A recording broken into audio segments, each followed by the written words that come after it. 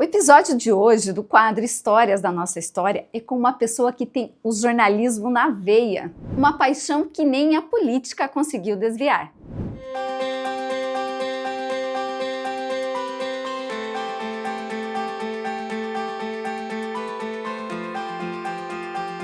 Arno Kunzler, fundador do jornal O Presente. 46 anos de jornalismo, um dos nomes mais expressivos da comunicação do Oeste e, por que não, do Paraná. Eu não escrevo para agredir e não escrevo para agradar também, né? Eu procuro ser isento. Quando eu sento atrás do computador para escrever, eu procuro ser completamente isento.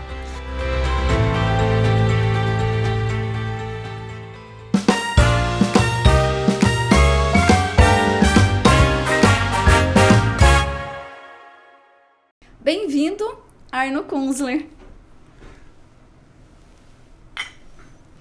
Seu Arno, uma satisfação estrear esse programa que vai falar de histórias, que contam histórias. E como nós vamos falar do presente, impossível falar do presente sem falar do fundador dessa história toda, que chega agora a 34 anos de conquistas, muito bem escritas, e hoje eu diria, né, com imagens rodando aí o mundo todo. Seja muito bem-vindo em nosso programa. Obrigado, Ana, pelo convite. Obrigado, Presente, por permitir que eu esteja aqui ainda convivendo com vocês como colaborador hoje.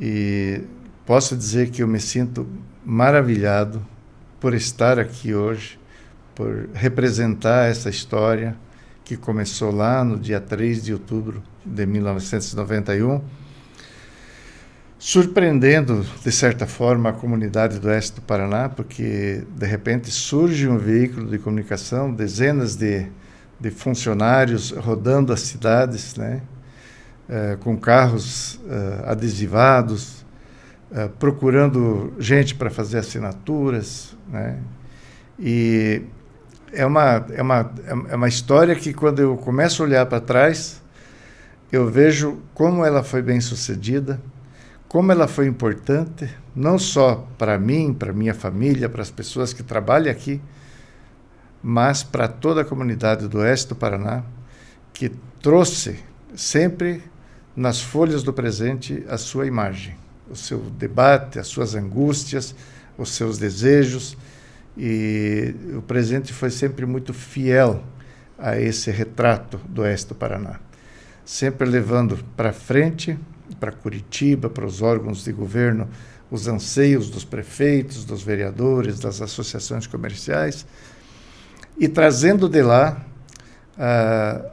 as lideranças, as principais lideranças políticas, econômicas, sociais do Estado, a opinião delas sobre o futuro da nossa região, sobre o futuro do Paraná e tal. Seu Arno, muito bem dito, o Presente ele foi um canal dessas vozes, das demandas que se precisava, e ele esteve presente em muitos momentos importantes, eu diria assim. Por exemplo, quando surgiu o Presente, naquele momento os municípios, Marechal Cândido Rondon, né, se desmembrava, Pato Bragado virava município, Entre Rios, enfim, um momento que, com toda certeza, é extremamente marcante para o Oeste do Paraná, e estou citando um, mas são vários. Aí a gente vê, por exemplo, lembrar um pouquinho mais para frente, implantação do curso de Direito, foi uma pauta que foi muito batida ali no Presente, ouvindo as lideranças. Então, assim, isso sempre foi muito forte, tanto que o Presente, por muito tempo, ele foi visto como o carro-chefe político da região, e os políticos também usavam muito desse canal de informação para também falar sobre aquilo que vinham das conquistas e tudo mais. Isso também é muito marcante na história desse jornal, que completa agora 34 anos. O Presente nasceu exatamente no ano que esses municípios se emanciparam. Quatro Pontes, Mercedes, Pato Bragado, Entre Rios, Maripá, aí do lado, Serranópolis do Iguaçu, lá de Medianeira. E naquele ano, naquele debate, o Presente surgiu, porque nós já tínhamos um veículo de comunicação antes, o Paraná, que nós trabalhávamos como representante, mas o Presente nasceu muito forte porque ele encampou esse debate e trouxe as novas lideranças que estavam se formando dos municípios para o debate regional.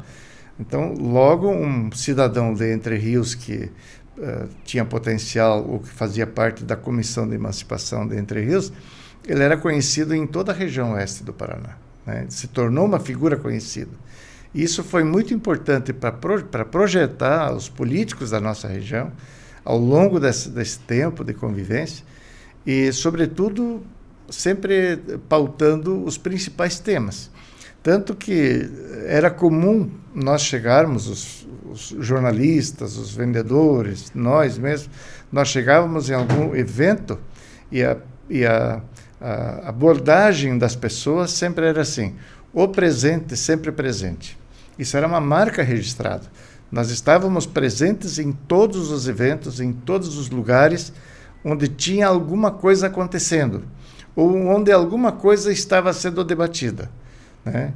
Por exemplo, assim, você falou da emancipação dos municípios, mas eu lembro, por exemplo, das intermináveis discussões sobre o ICMS de Itaipu, né? Que os municípios, uma época, recebiam esse ICMS, depois o governo Requião, ou o governo Lerner, eu não lembro exatamente qual dos dois governos, seguindo uma nova normativa do Estado, acabou creditando todo o ICMS para Foz do Iguaçu. Isso foi tema de longas reuniões e discussões aqui em todos os municípios da região que perderam esse ICMS. Depois veio a luta pelos royalties. Os royalties foram sendo conquistados aos poucos também, né?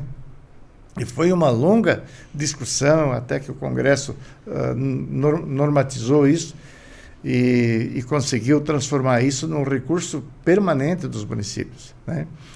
E sem contar a revolução que houve no campo, no agronegócio, né, na suinicultura, na bovinocultura de leite, na avicultura, e sobretudo no meio ambiente, né, onde nós sempre tivemos uma participação importante no debate sobre a conscientização das pessoas para que elas cuidassem da sua propriedade, mas sobretudo cuidassem dos recursos naturais, né, que nem a água e principalmente o solo, para que a erosão não levasse o solo para os rios e perdesse o investimento feito em adubos, etc., né, e mantivesse a produtividade. Então, nós estivemos sempre presentes nesses debates, né, e, sobretudo, também nas associações comerciais, sobre as conquistas, as indústrias que estavam sendo pleiteadas, né, sempre foi uma pauta nossa muito forte. Me lembro muito bem das nossas participações nas reuniões do Conselho dos Lindeiros, quando a gente chegava, realmente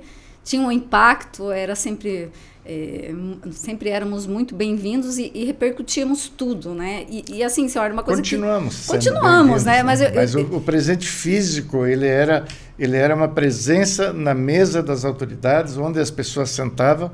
Você podia ver, todo mundo pegava um jornal e ia folheando o jornal para ver o que tinha nas páginas do presente. E a gente sempre tinha, modéstia à parte, né, Ana? A gente sempre tinha um conteúdo bastante apurado, né, bastante interessante, para que as pessoas tivessem o que ler também, né?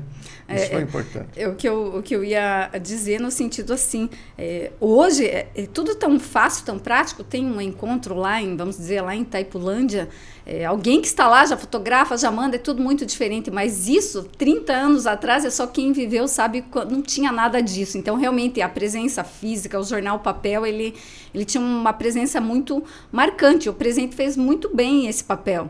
Seu Arno, o senhor tem o pé desde sempre no jornalismo, já são 46 anos de trajetória jornalística. Claro que daí, se a gente puxar um pouquinho mais, já desde da juventude, que já tinha um pezinho, gostava de escrever, de fazer jornal no colégio e tudo mais, mas também teve um momento que o senhor se envolveu na política, e também teve um momento que o senhor meio que escolheu, né, ou a política ou o jornalismo. Eu gostaria que o senhor falasse um pouquinho também, porque isso foi determinante na sua vida, e eu imagino também para a continuidade do presente. Desde que eu vim para Marechal Rondon, eu vim para Marechal Rondon já como assessor de imprensa da prefeitura. E logo tive participação ativa na formação do PDS, a partir do ano de 1980, né? Então, eu tive uma participação ativa, me tornei presidente do PDS Jovem, depois fui presidente do PDS, do partido, né, que era o partido que substituiu a Arena, na época, que era o maior partido da região na época, né? E em 92, talvez até um pouco em função do presidente ter nascido com o potencial e a força que ele nasceu em 91, em 92 eu acabei sendo guindado para ser candidato a vice-prefeito. Meu desejo era ser candidato a vereador, né? Mas daí houve uma série de mudanças políticas em Rondon. A pessoa que era para ser candidato a prefeito, o Hélio Winter, foi nomeado na Itaipu, não quis mais disputar a prefeitura de Rondon. E daí o Verno Scherer acabou sendo candidato a prefeito e eles escolheram o Arno para ser o vice dele. Esse foi um marco na minha vida, mas 2 anos depois, na campanha do Jaime Lerner, aqui em Marechal Rondon, na rua 7 de setembro, com a Santa Catarina, em cima de um caminhão, eu fiz o meu último discurso político, né? Eu saí daquele palanque naquele dia, decidido a não mais fazer política partidária e fazer jornalismo, unicamente jornalismo, porque é o que mais me dava prazer. É o que fazia o jornal andar. Eu envolvido nele jornalisticamente, não politicamente. Então foi uma trajetória muito curta, não quis dar continuidade, também nós perdemos a eleição na época, o Verno Scherer e eu, então foi mais fácil sair, né? Se tivéssemos vencido, certamente a trajetória seria outra, né? Mas foi uma oportunidade que eu tive de conhecer por dentro a política. Eu já conhecia os partidos políticos, já tinha vivência partidária, mas não tinha vivência como candidato. E essa, de fato, é uma convivência que amadurece o ser humano, em termos de conhecimento das pessoas, em termos de descobrir as necessidades das pessoas, de olhar para uma sociedade completamente perversa, né?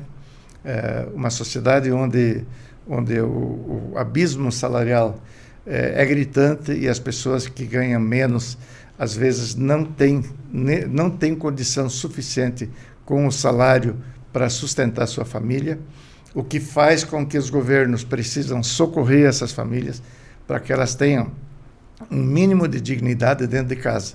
Essa é a descoberta que você faz quando você vai num bairro pobre, quando você visita as famílias pobres e você vê que o salário mínimo não é o suficiente para pagar as despesas de uma família. E daí você chega à conclusão que o poder público precisa fazer mais do que obras, do que serviços só os básicos, né? Ele precisa ter um olhar para que as famílias não pereçam com a fome, né? Isso é inaceitável numa região que produz que nem nós produzimos, uma região que tem o potencial que nós temos, saber, e hoje ainda existe isso, né? Eu enxergo isso com os meus próprios olhos quando eu entro num bairro, né?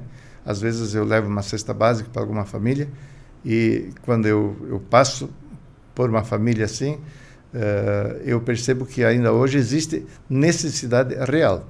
Nós ainda temos necessidade real. E esse é um olhar que você amadurece quando você participa de uma campanha política, uma campanha eleitoral, e você tem contato, de fato, com os problemas da sociedade. Porque uma coisa é você ir na associação comercial, ir no Rotary, no Lions, na JCI, vamos reivindicar isso, vamos reivindicar aquilo. Outra coisa é você ir na casa de um cidadão e você olhar para dentro de casa e perceber que, às vezes, as pessoas não encontram solução sozinhos, sequer para colocar comida na mesa. E aí amolece o coração de quem tem sensibilidade. Seu Arno, o senhor tomou a sua decisão, né, há 3 décadas atrás, de seguir o jornalismo e não mais encerrar a sua breve, diria assim, trajetória na política. Mas a gente sabe que o senhor gosta muito de política, o senhor é um crítico muito... escreve, gosta de escrever e tudo. A gente sabe que, assim como o jornalismo, a política é muito forte. O senhor tem certeza que tomou a decisão certa ou poderia ter contribuído mais politicamente, não se arrepende assim de pensar, né? Tudo isso que o senhor tem esse olhar sensível, e isso a política ela possibilita muitas vezes mais do que o jornalismo. O senhor não se arrepende de ter deixado de lado a política? Eu certamente estaria arrependido se os partidos políticos tivessem uma vida orgânica diferente. Mas bem naquele período lá do início da década de 90, os partidos começaram a ser propriedade dos políticos mais votados da região. Então, assim, uma liderança que quisesse surgir num determinado município, ou ela era aliada do político dono do partido na região, ou senão ela teria que sair do partido e procurar outro caminho. Não tinha disputa mais dentro dos diretórios, né? Até então, havia disputa dentro dos diretórios. O que acontece hoje com o PT? O PT é o único partido que ainda vive essa realidade. E isso me deixou profundamente decepcionado, porque você precisa ser, vamos dizer assim, entre aspas, puxa-saco de alguém para você conseguir legenda para disputar uma eleição. Não é mais pelos teus méritos, é pelo teu grau de fidelidade com alguém que você vai conseguir uma vaga para disputar uma eleição. Isso me deixou assim um tanto quanto constrangido, e depois eu acabei tendo que escolher, né? Porque viver num processo de político, viver constrangido da política, ou fazer um jornalismo, que também a gente sabe que é limitado, que tem suas limitações e tal, mas ali, no jornalismo, eu nunca tinha dependência de ninguém. Eu nunca aceitei interferência de ninguém dentro da linha editorial do Presente, né? Não que a gente fosse linha dura, a ponto de ser insensível a qualquer coisa, mas o que era notícia, o jornalista, e você sabe, né, Ana, até hoje é assim, né? O que era notícia, o jornalista tinha autonomia para publicar. E o que não era notícia, o que não era notícia, a gente não dava espaço para isso, né? Então, assim, essa liberdade que eu tinha no jornalismo, eu não tinha na política, né? Na política eu ia ter que ser aquilo que acontece hoje, né? Você tem um aliado automático. Você não pode questionar quem é acima de você, porque senão algum outro toma teu espaço na base eleitoral.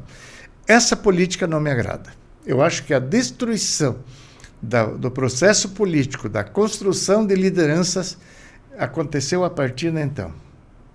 Até lá, uma liderança brigava dentro do seu partido, disputava seu espaço. Se ela tivesse votos, ela ganhava o espaço para disputar a eleição. Hoje não é mais assim, infelizmente não. Você só consegue vaga para disputar a eleição se você é amigo do amigo. E isso é muito difícil de compreender. Para mim foi difícil de compreender. Talvez para os outros seja mais fácil de compreender, né? Mas no jornalismo eu tinha muito mais liberdade de agir. Eu faço críticas pontuais a pessoas ou a atitudes, principalmente a assuntos. A pessoas é mais difícil você fazer uma crítica, porque você pode criticar uma atitude dela, né? Mas não criticar a pessoa por ser uma pessoa que você não gosta dela, né? Mas a atitude dela você pode criticar. Isso eu tenho feito para insatisfação de algumas pessoas, infelizmente, né? Mas é assim que funciona, né? É assim que funciona. Eu acho que sempre precisa ter alguém na comunidade que faz as pessoas refletir sobre as questões. A unanimidade é burra. Quando você chega num processo político que quase todos pensam da mesma forma, presta atenção, né? Esse é o caminho para a coisa ser ruim depois, lá na frente. Então, hoje, eu vejo com satisfação que grande parte da população tem capacidade hoje de questionar o que está sendo feito. Seu Mardo, nessa trajetória aí, hoje estamos chegando a 34 anos de história do Presente, não é fácil. São poucas as empresas que prosperam, que conseguem chegar a um marco como esse, mais de 3 décadas de história. E a gente sabe que essa trajetória ela teve muito desafio, assim como o Presente teve muitas fases. Começou com um semanário, depois deu um passo audacioso, foi diário. Depois de muito tempo, voltou a não ser semanário, mas bissemanal. E assim foram todas as fases e todas desafiadoras, porque, como muito bem o senhor frisou, era um jornal independente. A maioria dos jornais que a gente conhecia, eles tinham alguma ligação com políticos. Então, falando da viabilidade financeira, fica mais fácil. Mas quando não se tem essa ligação, o desafio é muito maior. Gostaria que o senhor contasse um pouquinho dessas fases do Presente, do desafio de ser um jornal independente. Sim, eu acho que esse é um grande desafio. A maior parte dos veículos de comunicação foram criados para sustentar uma candidatura política ou um projeto político de um grupo de empresários, ou coisa parecida. E o presidente, apesar de eu ter tido presença na política, ele nunca fez isso. Ele conviveu com todos os políticos eleitos ou não eleitos na região, sempre com muita tranquilidade, né? Tanto que nós não temos, eu não tenho conhecimento pelo menos, de alguém que se sentisse prejudicado com alguma notícia, alguma matéria, alguma opinião, que tivesse vindo aqui no jornal e pedido o direito de resposta e não ter conseguido, né? Eu não lembro disso, tá? Eu não lembro se isso tem acontecido. Mas, assim, exceto em coberturas eleitorais, que isso tem as suas próprias regras, que são diferentes, né? Mas no jornalismo, nas notícias, nós sempre tivemos esse cuidado. Sim, o jornal começou como um jornal semanário, já começou grande, né? O jornal já começou circulando em todo o oeste do Paraná. Nós já tínhamos uma estrutura forte montada como sucursal do Jornal do Paraná na época, e apenas incrementamos essa estrutura com mais gente, né? Mais vendedores, mais jornalistas, mais aprendizes de jornalismo, né? E aí é importante a gente frisar, né? O primeiro jornalista do jornal foi o Hugo Balco, o primeiro gerente do jornal foi o Carlos Adamczyk, né? Que são figuras conhecidas aqui em Marechal Rondon. E ali foi passando gente, foi passando. Nós chegamos numa época, no auge do jornal semanal ainda, nós chegamos a ter mais de 70 funcionários. Depois, aí partimos para um jornal diário, né, de uma hora para outra. O jornal diário era o grande lance do momento, né?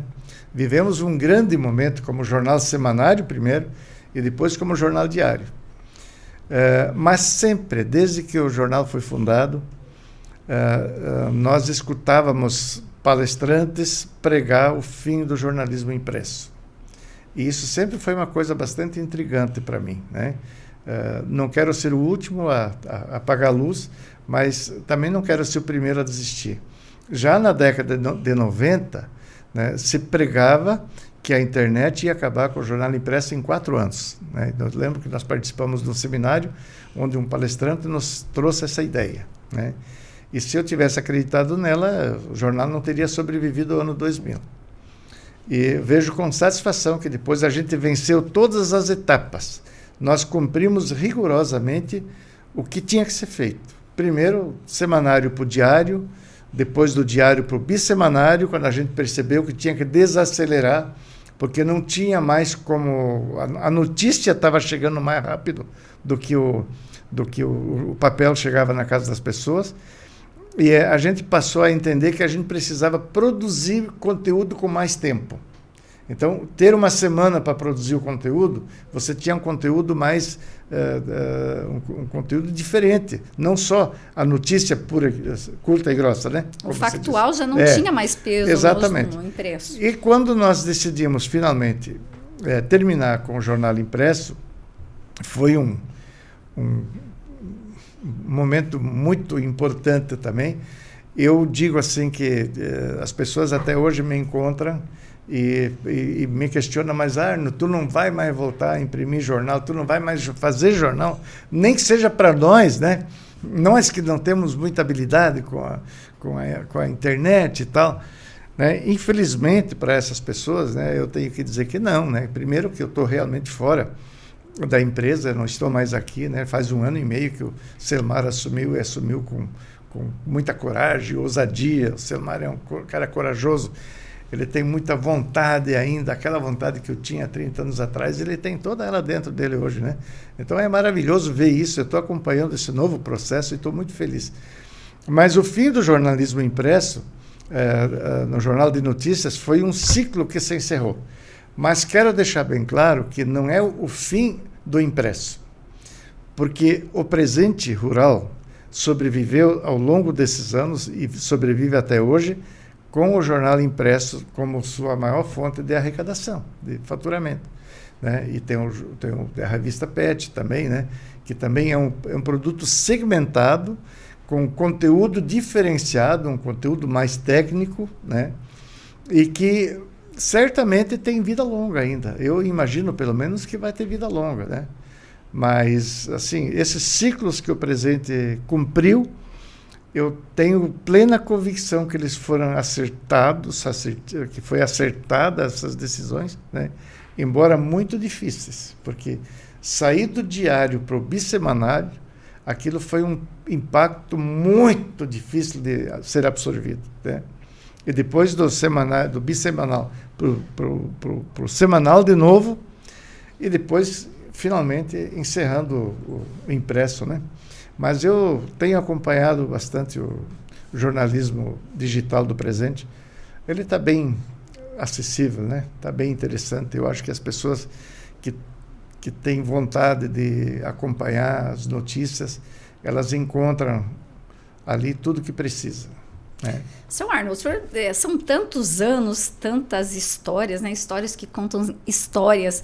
E eu tenho curiosidade, assim, em saber se o senhor lembra de alguma situação. Eu imagino que sejam muitas, claro, que tenham lhe marcado, ou assim, de algum momento engraçado de alguma situação. Não sei se o senhor lembra, assim, muitas vezes a gente lembra fácil, nem sempre a gente consegue. Depois, quando passa, você lembra mais. Mas não sei se o senhor tem alguma que, caso queira compartilhar conosco. Eu tenho muitas lembranças interessantes, né? Lembranças boas, assim. Eu não sou um bom contador de história, então me perdoem os que gostariam de ouvir isso contado de forma mais engraçada, mas, assim, à noite que o presidente circulou pela primeira vez, nós estávamos umas 20, 25 pessoas, mais ou menos, na sede, na antiga sede, lá na Praça Billy Bart. Nós estávamos aguardando a chegada do jornal. Ele era impresso em Assis Chateaubriand, as primeiras edições, né? E estávamos aguardando lá desde as 9 horas da noite até as 4, 5 horas da manhã, até o jornal chegar, né? Era uma festa, né? É um momento mágico para mim. Aquilo foi simplesmente maravilhoso, né? Esse é um momento que eu levo, que eu carrego comigo para o resto da minha vida, né? E outros momentos importantes, nós fizemos a primeira capa colorida, por exemplo, né? Isso foi uma semana de trabalho, de estudos, de ver se dava certo e tal, né? Era a edição da Oktoberfest, eu acho que foi de 2000 ou 99, uma coisa assim, né? A primeira edição colorida. Depois veio o Jornal Diário, quando o Rafael Greca esteve aqui em Rondon prestigiando o Jornal Diário, né? Era o secretário de comunicação do Foi Estado. um grande... Isso, o Rafael era secretário de comunicação. Foi um grande evento que nós fizemos, né? Inclusive, eu recebi na ocasião o título de cidadão honorário de Marechal Rondon, do qual me orgulho muito. Eu acho que o presidente é responsável por ter me proporcionado isso, assim como depois eu recebi também o título de comendador do Estado do Paraná, né? O que também me orgulha muito, também é um título que eu recebi por causa do jornal, né? Então, devo ao jornal esse reconhecimento todo, né? Então, são momentos muito importantes da minha vida, né? Mas, em todos eles teve sempre o lado glamouroso da história, né? E sempre teve o lado difícil também, né? Porque o presidente nunca foi uma empresa que tivesse um suporte de terceiros financeiramente. Tudo que a gente fazia, a gente tinha que autofinanciar, né? A gente tinha que buscar sempre o faturamento correspondente para que não desse prejuízo àquele evento, àquele fato e tal, né? Então foi sempre muito cauteloso. Os nossos eventos foram sempre com muita cautela para não gerar o desequilíbrio financeiro da empresa. Seu Arno, todas as fases, elas têm os seus desafios, dificuldades, assim, claro, também como tiveram as suas conquistas. De toda essa trajetória, qual o senhor diria que foi o momento mais desafiador?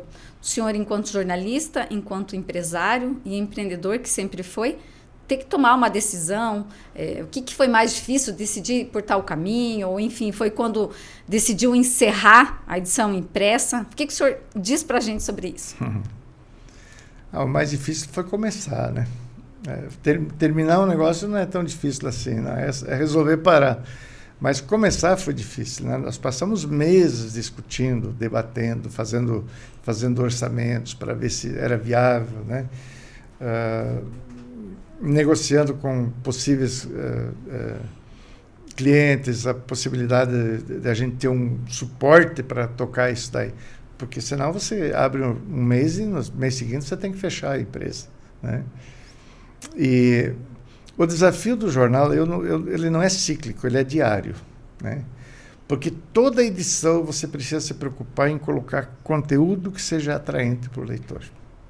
Toda edição você tem que se preocupar em arrumar um patrocinador, ou muitos, ou centenas às vezes, né? Para que essa edição não dê prejuízo. Então, ele é um desafio diário. Todos os dias você carrega dentro de você uma preocupação. E eu fazia várias coisas ao mesmo tempo, né? Eu era o dono do jornal, eu fazia o editorial, eu escrevia uma página política, eu vendia publicidade, principalmente para os maiores clientes, né? Então, eu administrava a circulação, administrava o grupo de vendedores de assinaturas. Então, assim, era uma atividade muito complexa, né? Mas muito complexa mesmo.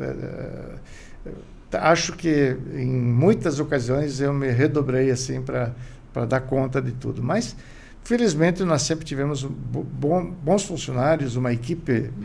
Acho que isso foi uma das minhas virtudes sempre, ter escolhido pessoas boas e ter conseguido trazer essas pessoas para que elas tivessem comprometidas junto comigo dentro da empresa. Eu acho que esse é um grande desafio disso daí. Porque sem isso, carregar sozinho, tu vai ficar sempre pequenininho, né? E a gente queria crescer, a gente queria ter uma empresa que crescesse, que gerasse bastante empregos, né? Você falou antes de 70, 80, eu não lembro exatamente qual foi o ano que nós tivemos o maior número de funcionários, mas passou de 70 funcionários, né? E foram vários anos assim, né? De um grupo grande de funcionários, né? Isso é um peso que você carrega, né? Tu tem uma responsabilidade muito maior, uma folha de pagamento desse tamanho, né? E pesa, né? Mas é gratificante também. A gente fala das dificuldades, mas por outro lado vem o lado glamouroso do jornalismo, né? O jornalismo tem isso, né? Ele te coloca em evidência permanentemente, né? E modéstia à parte, eu era uma das pessoas muito bem informadas em Marechal Rondon. Eu tinha sempre uma cadeia de contatos que eram muito fiéis, né? E eu tinha informações muito seguras e quase sempre em primeira mão, na área política. Eu fazia bom uso disso daí, mas dava trabalho, né? E por vezes, telhado e vidro, muitas vezes apedrejado também, seu Arno, algo que não tem como fugir da história. Por vezes o jornal, por vezes o senhor, teve situações que foram marcantes nesse sentido. Ao mesmo tempo que tinha esse glamour de ser muito bem recebido, respeitado, né, como profissional, por vezes tinha que aguentar algumas coisas que não são muito fáceis. Nós vivemos um período na década de 90 que eu achei importante que o jornal tivesse um instituto de pesquisas. Nós criamos daí a Enfoque Pesquisas. E fizemos pesquisas nos municípios da região, quase todos os municípios da região, e divulgamos essas pesquisas.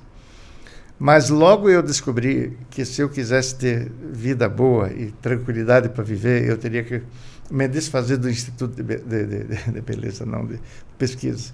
Porque quem vê uma pesquisa publicada com alguns pontos atrás do seu adversário, ele não tem capacidade e tolerância para entender que aquilo é um trabalho profissional. Ele vai entender que você fez isso para prejudicar a campanha dele. E colhi essa reação em vários momentos, né? Esses foram os mais pesados, assim. As pessoas mais revoltadas foram nesse sentido. E também, às vezes, com alguma matéria, as matérias causam constrangimento, né? Se a matéria é mentirosa, eu sou o primeiro a pedir desculpa e me penitenciar diante disso. Mas quando a matéria é verdadeira e a pessoa fica brava, né, você não tem muito o que fazer. Tu não tem muita... Né? Infelizmente é assim, né? A matéria prejudica, a gente sabe que ela prejudica, né? Mas para o bem do jornalismo, para preservar a veracidade daquilo que você se propõe a fazer, você não pode escolher a matéria boa e a matéria ruim, né? Você não pode escolher amigo e não amigo, né? Você tem que divulgar todos, né? Infelizmente, isso faz parte da carreira. E essas são as colheitas da intolerância, né? Aí a intolerância do ser humano, às vezes, ela é maior do que a capacidade dele compreender que aquilo é o teu trabalho, né? Porque nós vivemos situações assim, às vezes o Ministério Público denuncia, o juiz condena e o jornalista divulga. E o culpado pelo problema é o jornalista, no final das contas, né? Uhum. O Ministério Público, o juiz que fizeram o processo, né?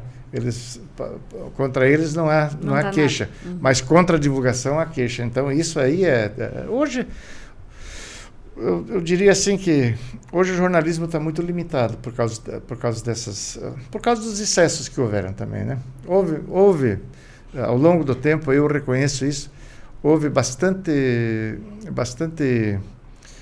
imprudência, né, de jornalistas, principalmente aqueles jornalistas policiais, né, que faziam espetáculo com uma pessoa algemada na frente deles e com 5 policiais do lado, né?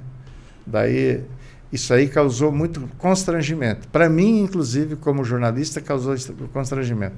Eu acho que a lei acabou sendo difícil porque hoje você não pode mais divulgar quase nada, né, de jornalismo policial. Tudo é sujeito a causar um processo por dano moral. Então, o jornalismo ficou limitado. Muitas vezes as pessoas nos questionam, você também, né, Ana? Questiona, mas quem é o cara que morreu? Quem é o cara que brigou? Quem é o cara que fez isso? Não posso divulgar, né? Se divulgar, não tem jeito. Então a gente ficou pelo bem ou pelo mal, né? Pelo bem ou pelo mal, pelo bem daquelas pessoas que abusavam da liberdade da informação, da capacidade, e pelo mal daqueles que sempre queriam fazer a coisa certa e agora não pode mais fazer nem isso, né? Como o senhor disse, o senhor sempre teve a sua página quando tinha o jornal impresso. Depois, quando migramos totalmente para o digital, continua tendo o seu espaço ali, o seu artigo, inclusive é sempre um dos mais acessados no nosso portal. Mas quando a gente lida com opinião, também é muito difícil, seu Arno. Nem sempre as pessoas vão concordar, elas vão criticar, mas por vezes essa intolerância que o senhor citou agora há pouco. Então, assim, a gente está num momento que é muito delicado, vivemos isso nas últimas eleições, inclusive o presidente sendo taxado disso, daquilo.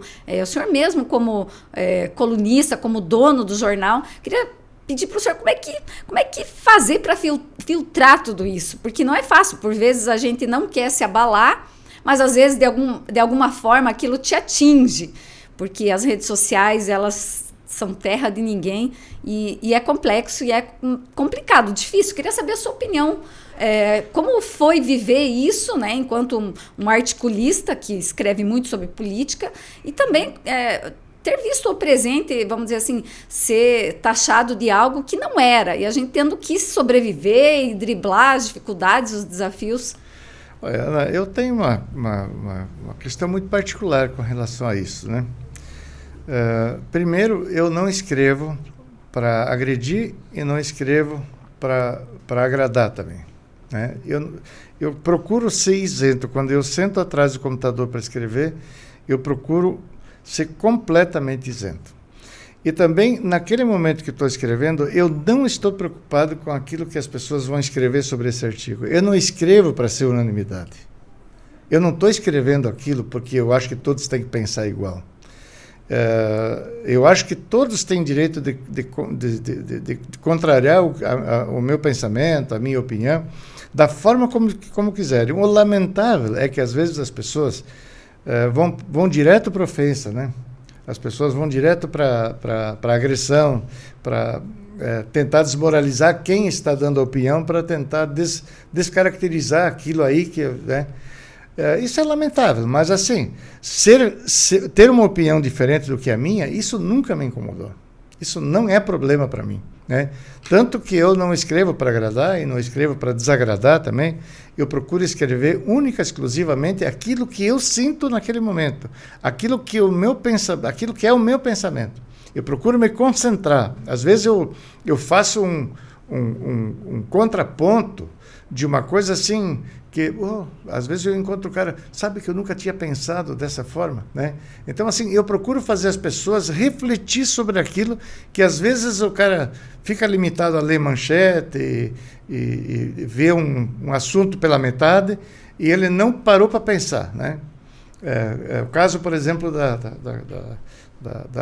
daquela lei que aprovaram esses dias no Congresso sobre a blindagem dos políticos, né? Eu entendo, eu consegui colocar isso no meu artigo. Eu consigo entender por que os políticos fizeram isso. Porque eles querem mexer com o Supremo, eles não têm coragem de mexer com o Supremo. Porque eles têm medo de ser perseguidos depois por algum ministro e tal. Mas, por outro lado, você dá carta branca para deputados, presidentes de partidos, é o começo de uma derrocada do Estado sem precedentes, né? Não dá para fazer, não dá para imaginar isso, que um deputado esteja livre de qualquer possibilidade de ser alcançado pela justiça enquanto ele está eleito, ele não corre risco nenhum de ser alcançado pela justiça, por pior que seja o crime que ele cometeu. Não dá para imaginar, né? Então, tem os dois lados, eu consigo entender os dois lados. Eu procurei colocar isso nos dois lados, né? Agora, se você olha para a rede social, ou o cara é completamente a favor, não, tem que acabar mesmo com o Supremo, tem que acabar não sei o quê, ou ele é completamente contra, não, os deputados não podem fazer isso. Eu consigo entender os dois lados, né? Eu consigo me posicionar dessa forma e fazer a pessoa pensar, quer dizer, cada um escolhe depois o que ele acha melhor. Eu sempre procuro levantar a bola para a pessoa depois fazer o juízo dela, né? Eu não procuro ser incisivo, dizer, olha, nós temos que fazer isso. Não. Isso não é a minha função, né? Uhum. Mas eu procuro não ler os comentários, tá? Eu evito ler os comentários porque alguns, infelizmente, são agressivos, então eu procuro não ler para não ficar constrangido. Às vezes é uma pessoa até conhecida, né, que você depois encontra na rua. Eu quero encontrar as pessoas, cumprimentar elas como se nada tivesse acontecido, né? Eu conheço pessoas que já escreveram contra opinaram assim de forma até agressiva. Eu procuro encontrar elas sem dar qualquer sinal de que eu li aquilo, primeiro que eu li aquilo, segundo que estou incomodado, porque de fato não estou incomodado. Às vezes me incomoda a agressão, mas o comentário não. Opinião contrária, todo mundo tem. Seu Arno, o senhor acompanhou toda essa trajetória aí dos 30 anos, mais de 30 anos do presente, muitas transições, né? Hoje é quase, a gente não pode imaginar que quando a gente fazia o jornalismo lá atrás, a gente tirava a foto na máquina fotográfica, a gente tirava o filme, tinha que ter mais ou menos uma noção qual foto ficou bom, ou então mandar revelar várias para se ter certeza de que, né? Às vezes tu estava numa inauguração, pegou aquele ângulo. Enfim, foram tantas transformações e hoje o mundo está absolutamente tecnológico, muito diferente fazer jornalismo hoje do que a gente fazia no passado. Era difícil, mas hoje também é difícil, tem sempre os dois lados. Eu queria saber do senhor, enquanto jornalista, uma pessoa que sempre tem uma visão, eu digo sempre, além do alcance, sempre está pensando mais à frente. Como é que o senhor imagina, onde é que a gente vai parar? Onde é que o jornalismo vai parar? Já vivemos aquilo tudo que vivemos, estamos vivendo essa fase agora, e como será daqui para frente, na sua opinião? Eu acho que o jornalismo tradicional, ele perdeu um pouco de relevância, é indiscutível, né? Mas eu sempre me baseio no seguinte: se você lê uma matéria hoje, se você recebe uma mensagem no WhatsApp, ou lê uma coisa importante, vamos inventar uma notícia aqui. Vamos dizer assim, o Roberto Carlos morreu. Você vai logo compartilhar aquilo ou você vai procurar algum site da tua confiança para confirmar se aquilo de fato é verdadeiro ou não? Então, eu vejo que o que antes era o jornal impresso, agora são os portais dos jornais, né? Então, você precisa produzir um conteúdo profissional para que a pessoa que recebe aquele conteúdo que não é profissional, que pode ser apenas uma brincadeira, pode ser uma brincadeira de mau gosto e tal, para que aquilo seja desmentido, né? Que você tenha onde procurar aquilo, né? E aí eu vejo que o jornalismo ainda tem. Aí eu vejo que o jornalismo ainda tem a relevância que ele precisa ter, né? Agora, é indiscutível, quando todo mundo começa a escrever e opinar, e criticar, e xingar, né, analisar, aquelas pessoas que eram únicas antes, né? Eu acho que eu peguei uma grande parte dessa, né? Quando eu era um dos poucos que fazia comentário político, por exemplo, né? E então a gente tinha muita responsabilidade para que ali naquele comentário não tivesse alguma informação equivocada, né? Eu ligava para 2, 3 fontes sempre antes de publicar alguma coisa, né? E é notório que hoje não se faz mais isso, né? Hoje não se faz isso. Hoje as notícias, tanto as notícias dos portais são mais superficiais, né? Como principalmente as notícias que você recebe pela rede social, né? Além do que as pessoas se acostumaram a ser econômicas na leitura, né? Então, é muito comum você conversar com uma pessoa e ela fala de um assunto como se ela estivesse dominando aquele assunto e daqui a pouco você descobre que ela só leu a manchete daquela matéria, né? E aí faz o imaginário. O imaginário dela diz para ela o que está escrito ali, porque ela não leu aquilo, né? Uhum. E a gente percebe que pelas redes sociais não existe matéria grande para ser lida, né? Se você escreve um artigo muito grande, ninguém lê, né?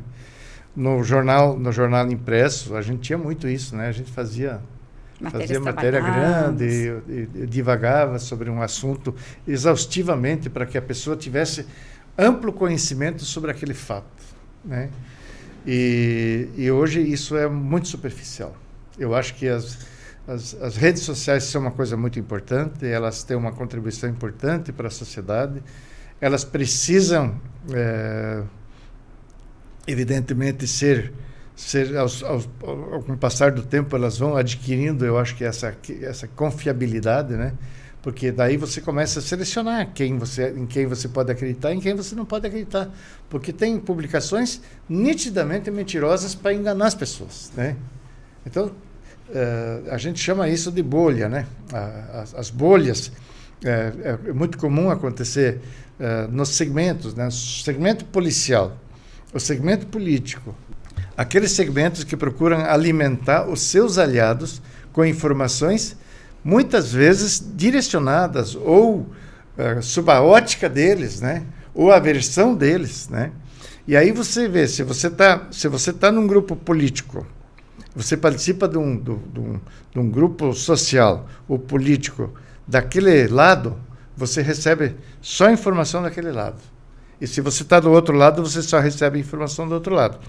Eu acho que o jornalismo tem essa função de entrar nessa coluna do meio e fazer com que as publicações que tenham um balizador, pelo menos, né? Eu vou citar o exemplo clássico aqui, né? Bolsonarismo e lulismo. Cada um tem cada um tem a sua bolha, né? Tem gente que só olha a notícia do Bolsonaro e tem gente que só olha a notícia do Lula. Eles sabem a verdade pela metade, né? Né? Porque nenhum dos dois lados publica exatamente o que acontece de fato. Eles publicam a versão que acha que é mais saudável para publicar para os seus aliados. E aí eu acho que o jornalismo entra com força para fazer alguma coisa diferente daquilo que os blogueiros de plantão fazem, que são pagos por aqueles grupos políticos, evidentemente, para fazer aquilo, né? Eles fazem aquilo para maquiar uma notícia ruim ou para supervalorizar uma notícia boa, né? Essa é a função deles. E eu acho que nós estamos no meio do caminho ali, né? Nós temos que preservar esse espaço onde a pessoa vai procurar alguma coisa. Peraí, deixa eu saber certo o que aconteceu ali, né? E nós temos essa obrigação, nós temos esse compromisso de levar essa informação para a pessoa, né? Filtrar aquilo, achar, fugir dessa contaminação por político, sentimento político, ressentimento político, né? Nós temos que fugir dessa contaminação para fazer uma coisa mais autêntica, né?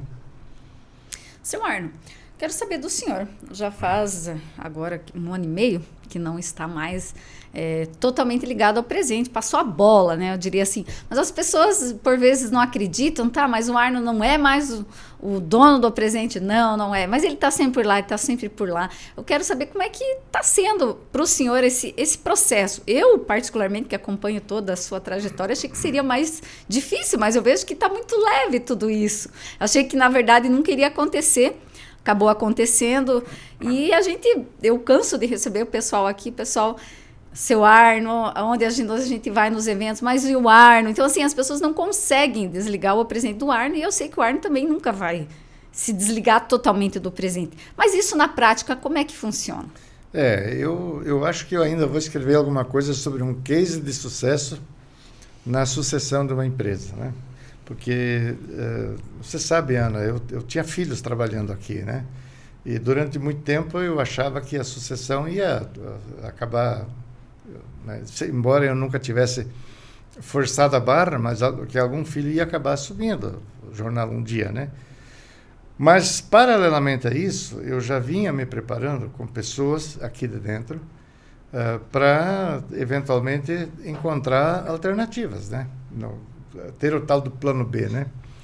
E o Selmar, ao longo desses anos que ele está conosco, ele sempre demonstrou um grande espírito de liderança no trabalho que ele fazia, né? No rural, começou no rural, e um comprometimento pleno com o jornalismo, com a empresa, e, sobretudo, esperto, atento e esperto, sempre atento às novas oportunidades de negócios. Então, chegamos a conversar, eu e ele, sobre a transição para que ela fosse efetivada no final deste ano, né? Essa era a ideia inicial. E um dia eu acordei da manhã e disse, sabe de uma coisa? Para que esperar para o ano que vem uma coisa que a gente já pode fazer agora, né? Chamei ele, disse, quer assumir agora? Levou um susto, né? Eu digo assim, né? O cara, quando ele está preparado, ele pode até levar um susto, mas ele não recusa a responsabilidade, né? No máximo vai dar uma dorzinha de barriga, um nervosinho, né? Uma noite mal dormida, né? Mas ele não recusa a oportunidade. A oportunidade bateu na porta dele, ele assimilou imediatamente. E eu vejo com muito prazer, assim, na negociação nossa, né? Ele fez questão e nós fizemos questão de continuarmos aqui, né? Porque o prédio é nosso, né? E então ele fez questão de nós, eu e a Lorena, que nós continuássemos aqui com ele, assim, mantendo o nosso escritório aqui, a Lorena fazendo a coluna social, eu escrevendo para o jornal, né? Escrevendo os artigos. E eu faço isso com muito gosto, mas faço com muito gosto. Eu tenho muito prazer em estar aqui com as pessoas, muitas delas que eu contratei, que eu vi nascer no jornalismo, né? Outras que agora já são da equipe dele, que ele contratou, que todo mundo me trata maravilhosamente bem. Eu me sinto realmente muito bem aqui, né? E se ele permitir, eu vou ficar muito tempo aqui, né? Vai depender dele agora. Se ele quiser que eu fique aqui, eu fico bastante tempo. Mas, assim, eu não tenho mais responsabilidade administrativa. Eu não tenho mais compromisso com o horário de estar aqui. Não tenho mais responsabilidade com as contas, com as contratações, né? Com os funcionários e tal. Mas procuro sempre estar junto, dando apoio, força, onde a minha experiência pode ser aplicada, eu faço questão de oferecer minha experiência, né? Minha presença, né? Então, me sinto muito feliz em estar aqui.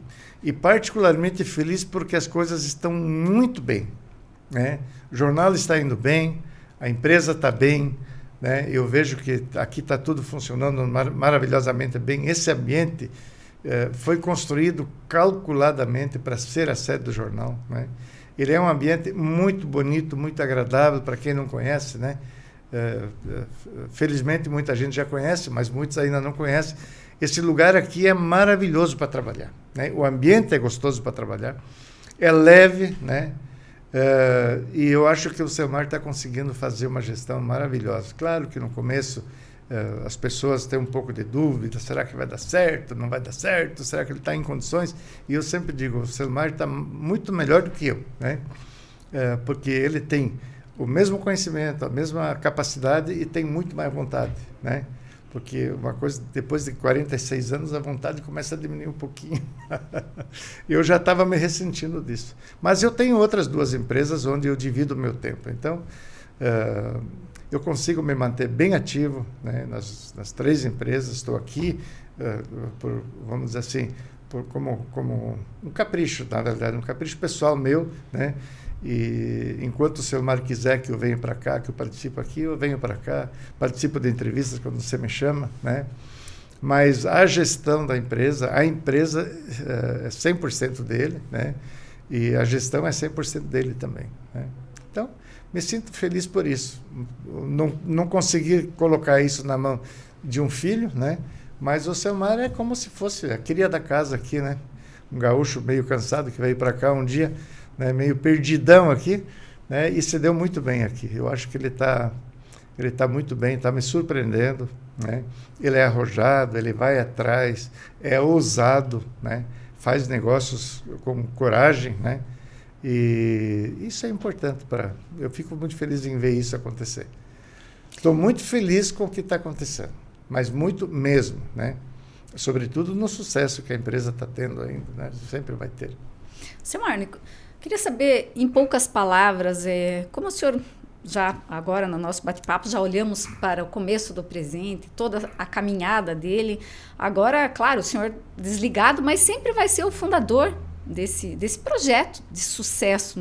Não se chega, ainda mais como uma empresa jornalística há tantos anos, né? A gente viu aí na última década, especialmente, quantos jornais fecharam as portas, jornais que tinham tradição, que tinham grandes estruturas, e a gente está aqui vivo, firme e forte para aguentar as turbulências que vierem pela frente. Como é que o senhor define esse legado que o senhor deixou? O senhor passou a bola agora há pouco tempo, é um legado que o senhor deixou e que agora o senhor passou para frente. Como é que o senhor vê tudo isso?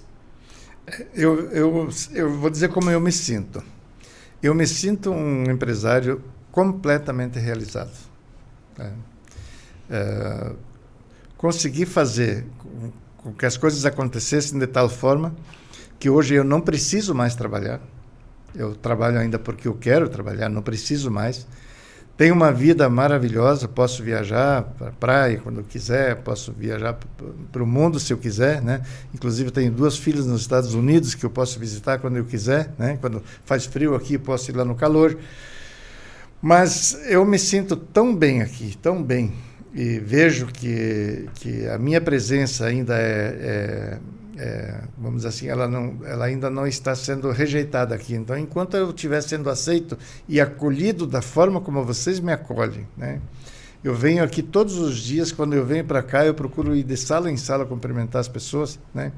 Eu percebo a leveza, eu percebo a satisfação que as pessoas têm de estarem trabalhando aqui e de eu poder participar desse processo, né? Então, eu acho que está muito bem encaminhado. Eu me sinto um homem completamente realizado como empresário e como um ser humano também, principalmente, né? Senhor Arno, acho que falamos de tudo um pouco. Não sei se o senhor tem algo a mais a dizer aí dessa história toda, desse legado, o presente que fez história e com certeza vai seguir construindo e contando muitas histórias. Eu acredito nessa empresa, acredito que o presente vai continuar acumulando conquistas, né? Que vai continuar existindo. O presente vai estar entre nós por muito tempo, né? E com certeza com muito sucesso, né? Porque eu já falei do Selmar, que o Selmar é um empreendedor que está nascendo agora como empresário, mas ele tem força de vontade, ele tem uma energia incrível. Então, isso é muito importante. Ele tem uma equipe de funcionários, ele tem pessoas ao lado dele, algumas que ele contratou, mas a maior parte que já vem na empresa, algumas que nem você, já do mesmo tempo que ele, ou até mais tempo que ele na empresa, né? Então, essa cultura empresarial, esse jeito de fazer empresa, esse jeito de atender as pessoas, de tratar o ser humano aqui, de tratar os negócios com honestidade, sinceridade, transparência, isso faz com que a empresa vai, com certeza, sobreviver a todos os percalços que possam vir, né? E se sobrepor a tudo isso, e continuar marcando o terreno, né? Continuar marcando a trajetória no jornalismo e, sobretudo, como empresa, como participante da sociedade, onde as pessoas que trabalham aqui estão presentes em vários segmentos da sociedade de Rondon, né? Então, desejo a todos que essa data de 34 anos, esse começo do período que vocês estão programando para organizar um ano de aniversário inteiro, né? Para chegar nos 35 anos. Desejo a todos que seja um período maravilhoso, que possa se fazer todas as reflexões possíveis sobre o passado glorioso dessa empresa e, sobretudo, projetando o maravilhoso futuro que ela tem pela frente. Eu tenho certeza que o presente ainda vai dar muitas alegrias para quem trabalha aqui e para a sociedade também. Seu Arno, uma satisfação bater esse papo contigo. São tantos anos aí de caminhada juntos, né? 46, o senhor e eu 26. É uma grande diferença, mas são muitos anos de caminhada juntos e eu sempre digo, né, que uma trajetória de profissionalismo, de respeito, de confiança, e são fatores que a gente conquista com a convivência. Mas, acima de tudo, eu sempre digo, né, quando chamo o senhor para as entrevistas, quando peço uma opinião, ou quando a gente troca muitas ideias, é porque, acima de tudo, tanto o senhor quanto eu, a gente tem uma paixão pelo jornalismo. Isso são poucos e faz a diferença. Você ser jornalista e você ter uma paixão pelo jornalismo. Então, eu vejo essa dupla aqui com esse sentimento muito bom. Por isso, a gente tem essa trajetória, eu diria, de sucesso, né? Trabalhamos juntos há tantos anos. E é sempre uma satisfação entrevistá-lo, né? São poucas as oportunidades que tivemos, a gente sempre está por trás, discutindo a pauta, discutindo um assunto, trocando ideia, ou apenas conversando. Mas entrevistando também é sempre muito bom. Então, obrigado pela sua presença aqui e por ter o prazer de ter tido entrevistado. Eu espero que eu não tenha frustrado a tua expectativa e nem de quem está nos assistindo, né? Não, tá? Que é isso. Muito obrigado. Chega ao fim mais um episódio do quadro Histórias da Nossa História, porque no presente cada história conta e a nossa história é feita junto com a sua.